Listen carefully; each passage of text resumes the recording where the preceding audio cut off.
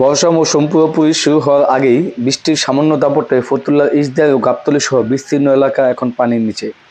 গত দুদিনের বৃষ্টিতে সৃষ্ট তীব্র জলাবদ্ধতায় রীতিমতো অবরুদ্ধ হয়ে পড়েছেন কয়েক লাখ মানুষ। নর্দমা উপচে ময়লা পানি সড়কে উঠে আসায় জনজীবন বিপর্যস্ত হয়ে পড়েছে, যা নিয়ে স্থানীয় বাসিন্দাদের মধ্যে তীব্র ক্ষোভ দেখা দিয়েছে। সরেজমিনে দেখা গেছে, ইসদার ও গাবতলী এলাকা অলিগলি থেকে শুরু করে প্রধান সড়কগুলোতে এখন হাঁটু সমান পানি। বাসাবাড়ি ও দোকানের ভিতর পানি ঢুকে পড়া, আসবাবপত্র মালামাল নষ্ট হচ্ছে।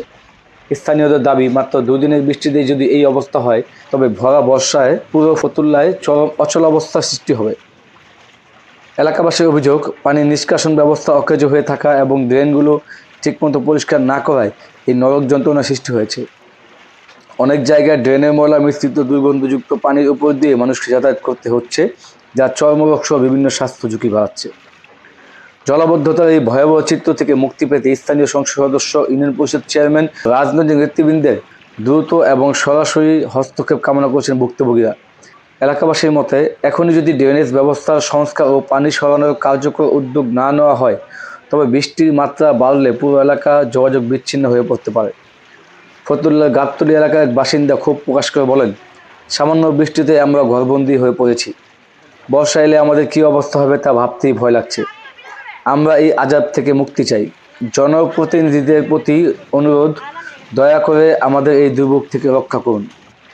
স্থানীয় সচেতন মহলের মতে, ফতুল্লার এই জলাবদ্ধতা কেবল দুর্ভোগ নয়, বরং অর্থনৈতিক কর্মকাণ্ডেও নেতিবাচক প্রভাব ফেলছে।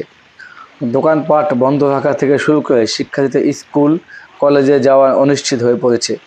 দ্রুত ড্রেন পরিষ্কার ও পাম্পের মাধ্যমে পানি নিষ্কাশনের ব্যবস্থা না করলে কয়েক লাখ মানুষের জীবনে নেমে আসবে চরম বিপর্যয়।